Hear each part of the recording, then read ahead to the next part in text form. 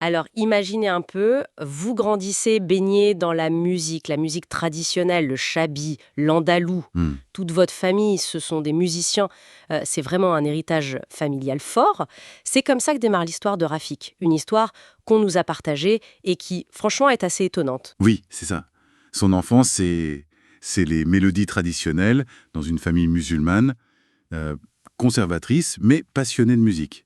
Un oncle pianiste de Chabi, des soirées musicales. Et pourtant, assez vite, il y a un truc qui cloche pour lui. Malgré toute cette richesse sonore, il raconte dans son témoignage qu'il n'est trouvé pas son compte. C'est ça. Il utilise cette expression, hein, mon cerveau réclamait plus, comme une sorte d'insatisfaction profonde, une quête d'autres structures peut-être. Voilà.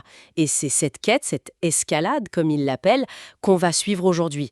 Comment il passe de ça à des genres complètement différents, pourquoi il finit par parler de la musique comme d'une drogue, Mhm. et puis surtout comment une prise de conscience religieuse va tout changer radicalement. On va essayer de comprendre tout ça en se basant sur son récit personnel.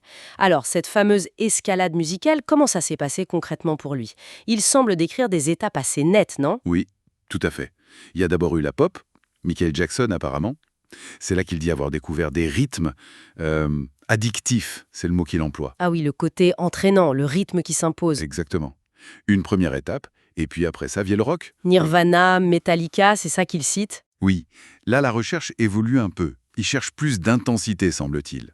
Le poids de la batterie, la puissance des basses, quelque chose de plus percutant. D'accord. Et après le rock, il y a encore une étape supérieure, si je comprends bien. Oui, le point culminant de cette quête de complexité et d'intensité, pour lui, ça a été le métal progressif. Dream Theater, par exemple. C'est l'exemple qu'il donne, oui. Et là, il dit avoir trouvé, un peu tout ce qu'il cherchait. Des structures complexes, des changements de tempo constants, des harmonies très riches, une technicité assez folle. Presque une sorte d'architecture sonore, comme tu disais. C'est un peu ça. Et le plus fascinant, c'est comment il analyse cette attraction. Il en parle comme de la drogue ultime pour le cerveau. C'est fort comme expression, hein. Oui, très fort. Et il explique pourquoi. Pour lui, ce style de musique réussit à combiner plusieurs choses.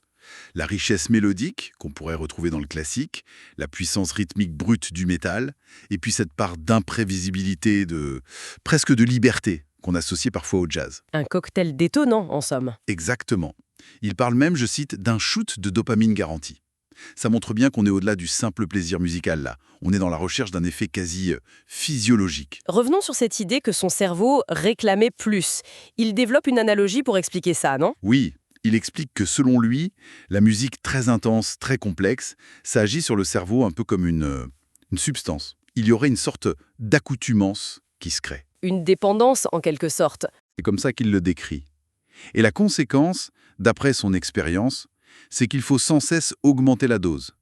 Chercher des musiques toujours plus intenses, toujours plus complexes, pour retrouver les mêmes frissons, la même sensation qu'au début. C'est le mécanisme classique de la dépendance, en fait, mais appliqué à la musique. Tout à fait. Avec cet effet secondaire dont il parle, une espèce de désensibilisation. Les musiques plus simples, celles qui l'émouvaient peut-être avant, finissent par ne plus avoir d'effet. Elles paraissent fades, j'imagine. C'est ça. Et il pousse l'analogie assez loin, ce qui montre à quel point il prend ça au sérieux. Il compare son parcours musical à celui d'un toxicomane, qui passerait, disons, du cannabis à l'héroïne, progressivement. Ah oui, quand même. Oui, c'est très direct. Et il donne son propre exemple. Il raconte qu'à la fin, il n'arrivait plus à ressentir quoi que ce soit en écoutant de la musique classique, alors qu'il aimait beaucoup ça avant. Pour lui, c'est la preuve de cette habituation, de ce besoin insatiable de stimulation toujours plus forte. Et c'est dans ce contexte de consommation musicale maximale qu'intervient le grand tournant, spirituel. Exactement. Il parle d'une prise de conscience par l'islam. Qu'est-ce qui a déclenché ça, d'après son récit? Il semble y avoir plusieurs facteurs. Oui, il mentionne d'abord ce sentiment très fort que sa guitare était devenue comme une idole, qu'elle prenait une place démesurée dans sa vie, dans son cœur. Et puis, cette prise de conscience que les frissons, l'émotion intense qu'il cherchait dans la musique, eh bien, ça avait complètement éclipsé l'émotion religieuse. Il parle des larmes de la récitation du Coran qu'il ne ressentait plus de la même manière. Oui, comme si les deux ne pouvaient pas cohabiter. Et un élément très important, semble-t-il, c'est la lecture d'un hadith, une parole attribuée au prophète Mohammed. Lequel? Celui rapporté par Boukhari. Il le cite en arabe. « ليكونن من أمتي أقوام يستحللون الخر والخدير والخمر والمعازف. D'accord. Et la traduction qu'il en retient, En c'est... gros, il y aura parmi ma communauté des gens qui rendront licite la fornication, la soie, l'alcool et les instruments de musique. Pour lui, le fait que les instruments al-ma'azif soient listés là, aux côtés d'autres choses considérées comme interdites, ça a été un choc. Il mentionne aussi un rêve assez perturbant, non? Un concert de métal dans une mosquée. Oui, une image très forte qui pour lui a symbolisé ce conflit intérieur, cette incompatibilité qu'il ressentait. Tout ça l'amène à penser qu'il est sur une mauvaise voie. Alors, face à cette prise de conscience, qu'est-ce qu'il fait concrètement? Eh bien, la première décision forte, c'est d'arrêter les instruments de musique. Ou en tout cas de réduire très très fortement et progressivement. Il reconnaît lui-même que c'est extrêmement difficile. Logique, vu comment il décrit sa relation à la musique juste avant. Oui, à cause de cette dépendance qu'il a identifiée. Mais il s'y engage, parce que pour lui, ça découle de sa compréhension des textes religieux, de cet ordre prophétique tel qu'il l'interprète. D'accord. Et ce vide laissé par la musique, il le remplit comment? Principalement par la lecture et l'écoute du Coran. Il le dit, pour lui, Coran et musique, ça ne peut pas coexister dans le même cœur. C'est son ressenti. Donc beaucoup de Coran. Et autre chose? Oui, il se tourne aussi vers les douas, les invocations. Et il se met à étudier plus sérieusement les sciences islamiques. C'est-à-dire? Le fiqh, la jurisprudence islamique, les règles de la pratique, la sunna, la tradition du prophète, et la sira, l'étude de sa vie. C'est vraiment un changement de cap à 180 degrés. Il doit falloir une sacrée volonté. Il ne cache pas la difficulté, non. Mais il exprime aussi ce sentiment d'être aidé. Il dit quelque chose comme « Allah facilite quand on cherche sincèrement à lui obéir ». C'est sa perception des choses. Et il utilise vraiment le mot sevrage, c'est intéressant. Comment il gère ça, ce manque, cette envie de musique qui doit revenir parfois? Il explique avoir mis en place des stratégies, oui. D'abord, cette écoute exclusive du Coran, mais en faisant attention, dit-il, à ne pas l'écouter comme de la musique, à ne pas chercher les mêmes sensations. La nuance est importante. Oui. Ensuite, il y a l'apprentissage du tajwid. Les règles de récitation coranique. Exactement. Des règles très précises sur la prononciation, l'intonation. Pour lui, c'est une manière de canaliser son oreille musicale, d'utiliser sa sensibilité au son, mais dans un cadre religieux autorisé et même valorisé. C'est une façon de rediriger cette compétence, cette sensibilité. C'est un peu ça. Il parle aussi du zikr, le souvenir de Dieu, souvent par la répétition de certaines formules. C'était son refuge, dit-il, quand l'envie de jouer de la guitare ou d'écouter du métal devenait trop forte. Une sorte de substitution comportementale en quelque sorte. On pourrait dire ça. Et il mentionne aussi le jeûne islamique comme un outil qui l'a aidé à renforcer sa volonté dans ce processus. D'accord. Et est-ce qu'il réussit du premier coup? Est-ce que c'est linéaire? Non. Et il est très honnête là-dessus. Il reconnaît avoir eu des rechutes, des moments où il a craqué, où il est retombé dans l'écoute ou la pratique musicale. Ce qui est assez compréhensible vu l'intensité de ce qu'il décrit avant. Tout à fait. Mais il met ça en perspective avec un autre hadith, celui-là rapporté par Ibn Majah. Qui dit quoi? Kullu bani adama khatta'un wa khayrul khatta'in at-tawwabun.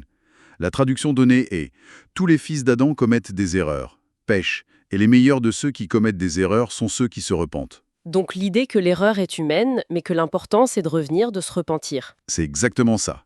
Pour lui, le repentir, le retour vers Dieu après une faute, c'est central dans sa démarche. Ce n'est pas l'échec qui compte le plus, mais la capacité à se relever et à réessayer. C'est vraiment un parcours hors du commun qu'il décrit. Si on essaie de résumer, on part d'une immersion musicale très forte, presque innée, puis une escalade vers toujours plus de complexité, d'intensité, jusqu'à vivre ça comme une véritable addiction. Oui. Et ensuite, un basculement complet, motivé par une conviction religieuse profonde, qui le mène à rejeter cette passion et à entamer un sevrage difficile pour la remplacer par la spiritualité et l'étude. C'est un résumé assez fidèle, je pense. Un cheminement assez vertigineux, oui. Et ce qui est intéressant, c'est qu'à la fin de son témoignage, il ne se contente pas de raconter, il pose des questions, c'est ça? Oui, c'est ça. Comme s'il voulait inviter chacun à une forme d'introspection sur son propre rapport à la musique. C'est assez direct. Quel genre de questions, par exemple? Il demande par exemple « Est-ce qu'on serait capable de passer un mois entier sans musique ?» Ou encore « Au fond, est-ce qu'on préfère le silence ou le bruit permanent ?» Des questions simples, mais qui peuvent amener à réfléchir. Oui. Et peut-être la plus interpellante. D'où viennent les frissons qu'on ressent? Est-ce que c'est juste la musique, les notes, l'harmonie? Ou est-ce que ça pourrait être lié à autre chose? Lui, il suggère la connexion spirituelle qu'il trouve maintenant dans le Coran. Ce sont des questions qu'on laisse évidemment ouvertes. Elles soulignent bien cette tension qu'on a explorée à travers son récit, non? Tout à fait.